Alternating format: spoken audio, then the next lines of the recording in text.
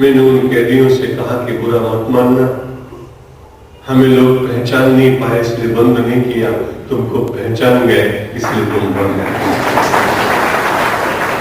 तुम केवल एक अपराध के कारण बंद हुए हो, लेकिन हम में से अधिकांश लोग कभी कामना की कारागार में, कभी क्रोध के कारागार में, कभी द्वेष की कारागार में, कभी मोह की कारागार में मृत्यु बंद हो जाते हैं। केवल परमात्मा ही उसको देखता है, दूसरा देखता नहीं। यदि संसार के व्यक्ति उस प्रकार की वृत्ति मेरी और आपकी देख लें तो वो मुझे जरूर जेल भेज दें। तब मुझे ऐसा लगा कि भगवान का स्वभाव यहां भी याद आ रहा है कि हमारी दुष्ट प्रवृत्तियों को, हमारे असत चिंतन को वो देख रहा है अंतर्यामी। लेकिन कठिनाई क्या है, वो अपने स्वभाव से बने होने के कारण उसको क्षमा करना ही पड़ता है। ये कोई खास दया नहीं कर रहा है मेरे ऊपर।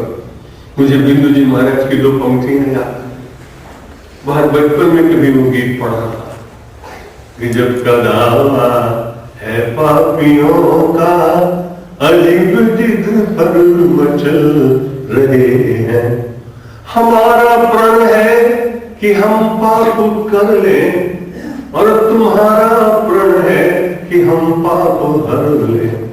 हम अपने वादे से चल रहे हैं, क्यों आप वादे से टल रहे हैं। वो पापी व्यक्ति कहता है भगवान से कि महाराज जब वादा किया तो वादा नहीं था, हमारा प्रण है कि हम पाप कर लें, और तुम्हारा प्रण है कि हम पाप भर लें। हम अपने वादे से चल रहे हैं, क्यों हम अपने वादे से टल रहे हैं। इस प्रकार परमात्मा से प्रार्थना करता हुआ एक भक्त उनके स्वभाव का स्मरण दिलाता। अभूवकीयं स्तनकाल कूटं जिघांसया पायदप्य सात्वी लेधे गतिं धातृचतां ततोन्यं कंबादयालुं शरणं व्रजे नमः।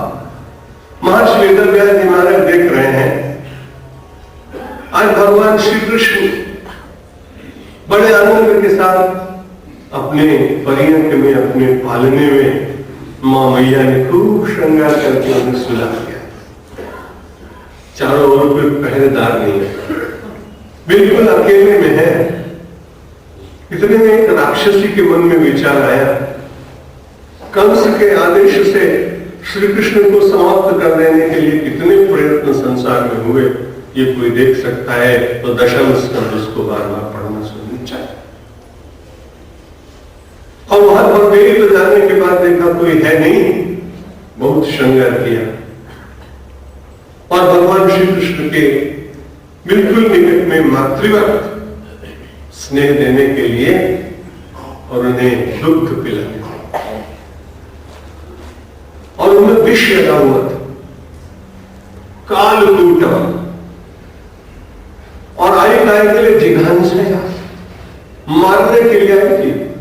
और ठीक ऐसी रूप तो बनाया था सात्विक का और ठीक भीतर से असात्विक। जिघांसया पाए अदप्य सात्विक, उसने उस विष को अपाया था। भगवान श्री कृष्ण को पिलाने का प्रयत्न किया। मैं भगवान के स्वभाव की बात कर रहा हूं कल से। हमें और आपको कोई विष पिलाए और मालूम पड़ जाए कि विष पिलाने आया, और यदि हम उसे पकड़ भी ना पाए तो हल्ला मचाए कि मुझे विष पिला के जा रहा है। आपके सहयोगी, आप पर विश्वास करने वाले, आप पर प्रेम करने वाले उसको पकड़ के अच्छी तरह से प्रसाद दे देंगे। लेकिन ये बड़ी विचित्र बात हुई कि भगवान श्री कृष्ण ने लेभे गतिम धातृचितम, जब उसने स्तनपान कराया तो भगवान ने उसके प्राणों को खींच लिया, और प्राणों को खींचने के बाद स्वाभाविक रूप से विष तो अंदर गया, लेकिन हमारे जितने भगवान हैं उन सब ने विष पिया है। समाज के कल्याण के लिए विष पीते चले। इतनी छोटी अवस्था में विष तो पान किया, लेकिन तुरंत मन में विचार आया, इस राक्षसी को नरक में भेजे कि न भेजे। जो इसका कृत्य है, बिना साक्षी के भी 302 में उसको पकड़ा तो जा सकता था, क्योंकि हत्या करने आई थी और उसका कोई वहां बेल देने वाला भी नहीं था, जमानत पे छूट भी नहीं सकते थे। लेकिन भगवान ने मन में विचार किया कि अगर इसको नरक में मैं भेज दूं तो मेरा इतिहास कहीं कलंकित ना हो जाए। लोग कहेंगे कि दुष्ट यदि भगवान के सन्मुख चला जाए तो भगवान उसे सदगति प्रदान करते हैं। ये जो मेरा स्वभाव संसार में प्रकट है, प्रचारित है, भक्तों के मन में विश्वसनीय है, इसका क्या होगा? ये मन में तुरंत विचार करने लगे तो लेभे गतिम धार प्रचुता, जैसे किसी धाई को गति मिलती है। अपनी मां का देहांत हो जाए और कोई करुणामयी मां उस बालक को पालने के लिए अपना स्तनपान कराए, दुग्धपान कराए, उसको धात्री कहते हैं।